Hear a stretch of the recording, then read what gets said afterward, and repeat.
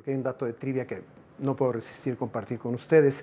En el soundtrack de Full Metal Jacket, es decir, Cara de Guerra, hay un crédito de composición de una mujer llamada Abigail Mead. Se supo mucho después que en realidad Abigail Mead es un seudónimo dedicado precisamente a esta casa, Abbott Smith, se parece mucho, que es ni más ni menos que el seudónimo de una de sus hermanas, Vivian Kubrick, a quien ustedes recuerdan seguramente en 2001, Odisea del Espacio, como la pequeña niña que el doctor Heywood Floyd desde la estación espacial llama por un teléfono, una especie de Skype primitivo a la Tierra. Ese es el secreto de quién es Abigail Mead. Abbott Smith, Abigail Mead. I couldn't resist that. Of course. That's a very nice trivia point. Yes. Now, let's come briefly towards the exhibition itself. You've seen it in many cities. You've appreciated lots of different venues. Give us your general feeling, as objective as can be, about the impact of the exhibition touring all over the world and a newer or deeper appreciation of Stanley Kubrick's films and life and work and ideas. Well, you know how the exhibition started. Yes. So Stanley died, and then we had all this stuff, and then the Frankfurt Film Museum approached us. And initially my mother was against it because she thought, oh, you know, opening all those boxes and seeing all those yellowing papers, it's like he was dying all over again. But she's an artist, and she was thinking, well, you know, I would quite like to see Picasso's studio or Vermeer's palette or, you know, famous. So yes, she said, let's do it, because I'm sure there were people who were interested. So as a result, this fantastic exhibition has been, this is now its 16th city, and has been designed and by the various curators of those cities, and it has metamorphosed into different shows because of this physical space that it's been in. What has been fantastic for me is seeing the enormous enthusiasm and for his films, and the love for his films, and the appreciation for the work, and the young people who've been coming in, and the tutors bringing students in, and young filmmakers and photographers and actors and people who are interested in the, you know, how you make a film and how it evolves, and all the amount of work that you need to put into it. And for me, that's very exciting, because these are old movies now.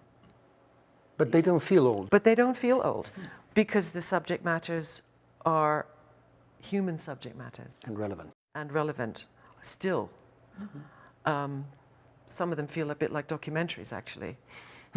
So, yes, and so here in Mexico, for instance, given the space, I walk in, it's completely different. The colors that the curators use are fantastic. Very impactful. Each room has a power to it. Never mind the film and the subject, but the physical color and the way it's been organized. And it's different every time. And I know you're going to think I'm making this up, but every time I see it, I see something I didn't see before. Because also it's been laid out differently, and one person's vision will go, let's make a feature of this. And maybe the last curator didn't. So each space and each country, it's different, and the emotional power that the people put into it makes it a new experience each time. It's very interesting. Good. I would like to come back briefly to you, the artist. Tell us briefly something that we don't know or we would like to know about your artwork that is in the on some of the sets of Eyes Wide Shut. Oh, okay. Well, when Daddy was going to be 60, I thought, what do you give Stanley Kubrick for his birthday, right? Not a film camera. No. So, and I wanted, you know, 60's big age, so I thought, okay, well, I'll make a painting, because all daddies like, you know, something that their daughter made them. And we had a lot of cats, so I decided to paint a picture of his favorite cat. And I thought, well, I better not make it small, I'll make it big. So I made a huge, huge painting of one of his favorite cats. And I gave it to him on his 60th birthday.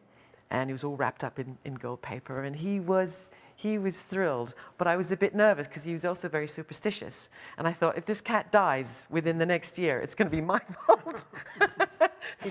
No, thank God. So, yeah, and he liked it, and he looked at the painting, he said, that's marvelous, I love it. A little bit too much hair in the ears, but, you know. And then, on Eyes Wide Shut, he put it very prominently in the Harford's apartment. And I didn't know that he'd done that, because I don't think I visited that set.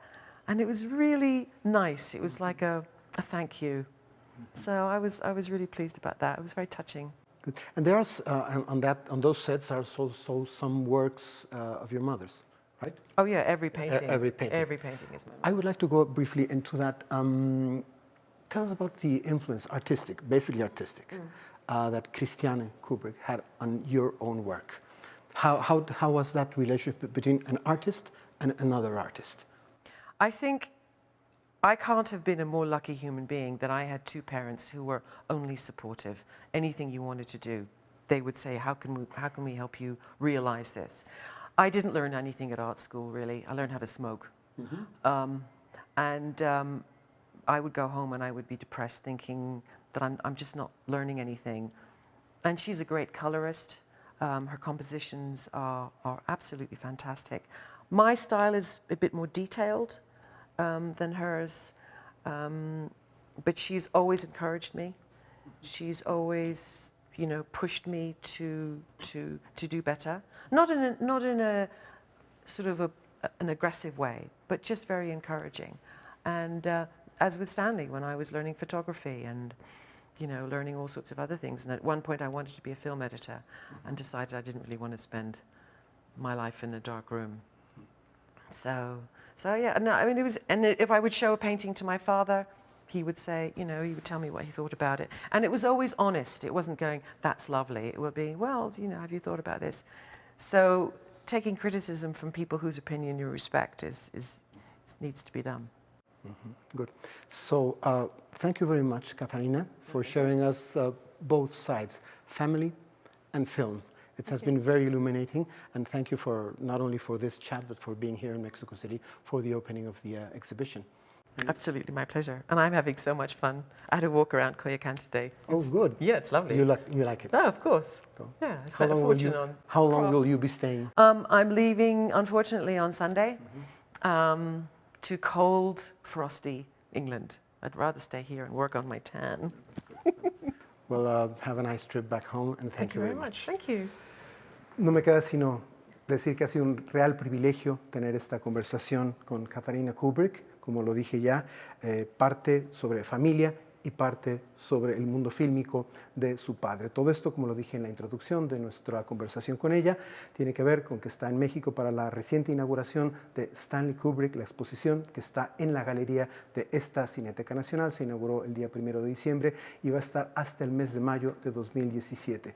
Por muchísimas razones que sería muy extenso explicar aquí, les recomiendo que no se la pierdan. Ya Katharina nos dijo parte del atractivo que tiene esta versión en particular, y yo les puedo decir, entre otras cosas porque tuve una pequeña participación en este asunto, que es una exposición que vale mucho la pena de ver. Si son ustedes kubrickianos, aficionados, no se la pierdan, y si no lo son, vengan, se van a enamorar de Stanley Kubrick y sus películas.